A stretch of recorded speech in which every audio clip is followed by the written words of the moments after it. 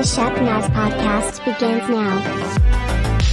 You're listening to the Shepnaz podcast, a podcast by Shepherd Church. Everything we do at Shepherd is to connect our community in a meaningful relationship with Jesus.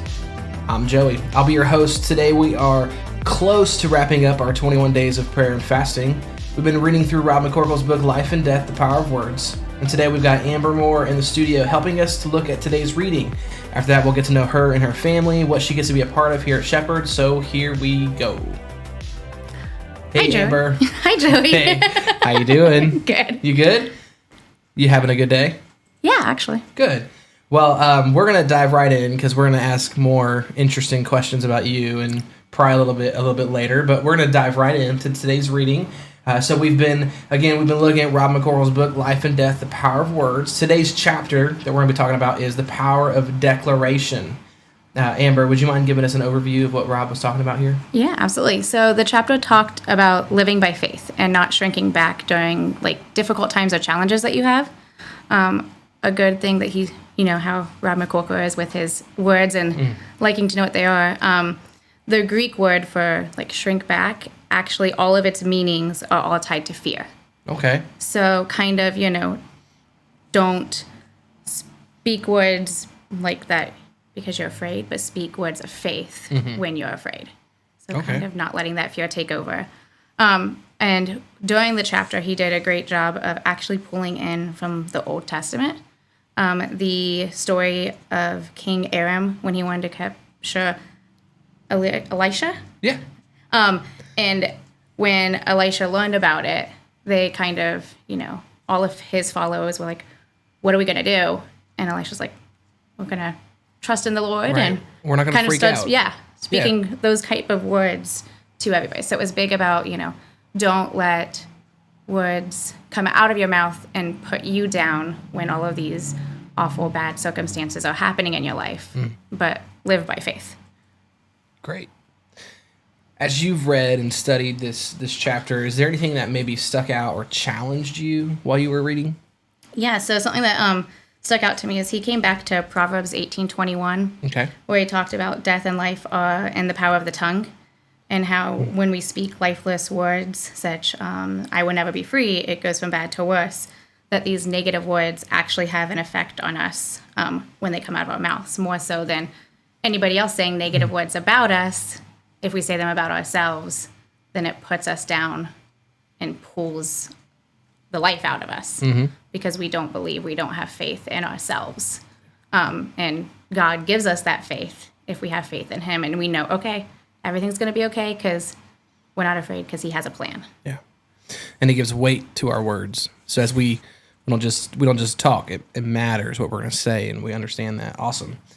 So if people are listening to this or they read this chapter, what are maybe some practical things that they could do or maybe that you're going to do to put into practice what you've learned? Yeah, absolutely. So one thing that's kind of sticking in my head is that faith doesn't deny the reality of difficult circumstances, but it does allow the circumstances a place to influence in our lives. That's something that Rob McCorkle said. And then he actually said something to put into place to allow this to happen is him and his wife did faith statements when they were in a difficult situation. Okay. So they took statements that had basis in the Bible. So, for example, they used, we declare that we're seated in Christ far above the enemy, or we declare that our mouths speak life and not death. So using these statements and saying them almost as you would say affirmations. So, but bringing it back into the affirmations and Bible passages. Yeah. And I actually do this. My favorite Bible passage is, I can do all things through Christ who strengthens me. And I say that kind of on a daily basis when things are getting tough. That's kind of my go-to that I just remind myself.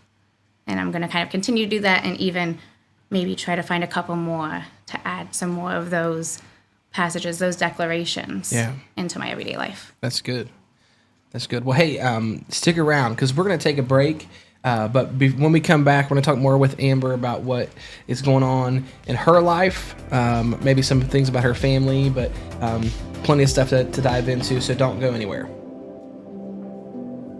As we conclude our 21 days of prayer and fasting in January of 2023, we We want to invite you and your family to a praise and worship night on January 29th at 5 p.m. There we will sing, we will pray, and we will thank God for all that He has done.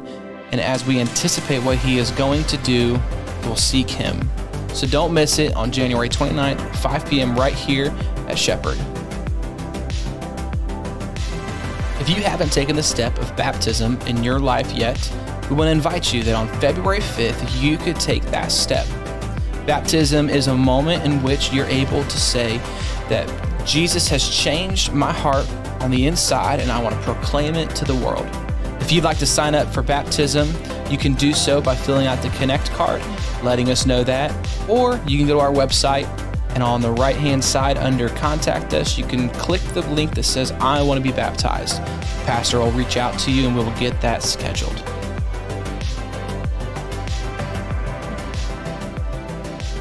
All right. Well, hey, once again, Amber, thanks for being here and not running away during the break. I thought about it. Yeah. Well, we're glad that you're here. Love that you're a part of the team. I'm sure that there are plenty of people who maybe listen to this podcast who have not met you and maybe don't know much about you. So, hey, would you give us a little bit about your story, maybe your family, how you came to faith, maybe if you want, and kind of just let us know who Amber is. Yeah, absolutely. So I grew up, my parents they were the typical go to church on Christmas and Easter parents, but my grandma actually, when she moved up here, would come pick us up every Sunday morning and take us to church, and got really involved and started off in a Methodist church. Got really involved into that and sort of strayed. Once I got into high school, I was a cheerleader, so super busy on the weekends between competitions and everything. Got into college and still kind of strayed. Got done. I actually have my teaching degree. When I finished up getting my teaching degree, I was looking for jobs in public schools and couldn't find any. And I went back to my home church. They have a school, Brace Christian Academy. Went back there and taught there for multiple years and kind of grew my faith even more.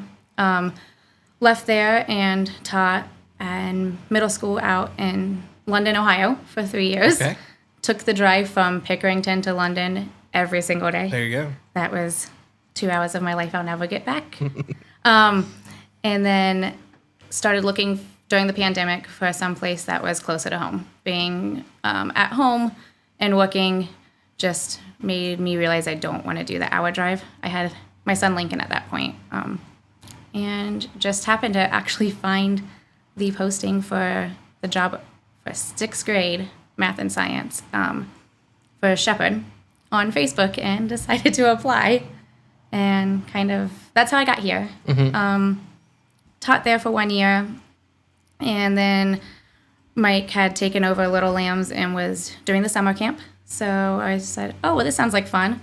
I was pregnant at the time, so I knew my salary was going to be going down. I'm like, oh, well, I'll, plan the summer camp and run it for you. Sure, why not? And God just kind of landed during that time. I was asked to interview for assistant director position with how everything was running, and just kind of, I feel it was a God thing and just kind of landed in my lap. And so currently you oversee a ministry that has right around 100 kids. Yes. Yeah. Plenty to do. Lots of young kids. Yeah.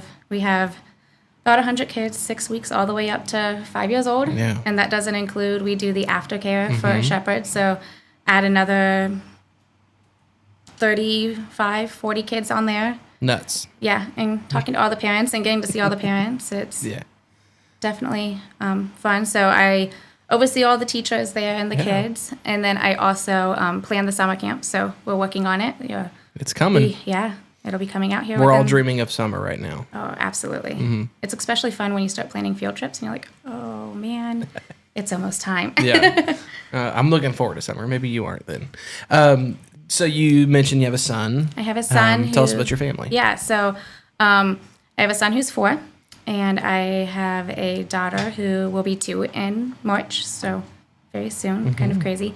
And then I have my husband, And we have lots of animals. We're an animal family. Animal people. Okay. Yes. All right. So. Well, is there anything that if you had a chance to be a part of, like when it comes to that's what you get to do during the week. What are some things that you enjoy about being a part of the team of Shepherd and at the church? Yeah, absolutely. So I enjoy. It's a very open community. I love that I can bring families that I'm interacting with every day, and see them then decide to come to the church and bring their kids. That's one thing I really enjoy, is getting to open that door and kind of bring them in and let them, know what it's like. Yeah. So if I ever don't have a free time, maybe we'll have to hit you up about working in the youth ministry and the middle school. So we could totally use some help. Totally some help.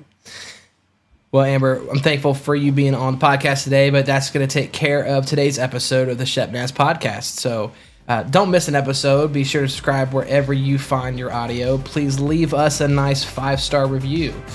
Don't forget that we've got an email. You can send your thoughts, your questions to, or if you just want to send us some memes to make us laugh. The email address is podcast@shepnaz.org. You can learn more about what God is doing here at Shepherd through our app, various social media pages, and of course online at shepnaz.org. But for Amber, I'm Joey. Have a great rest of your day. This podcast is a production of the Shepherd Church of the Nazarene, Gahanna, Ohio. Email to podcast@shepnaz.org and let us know what you think.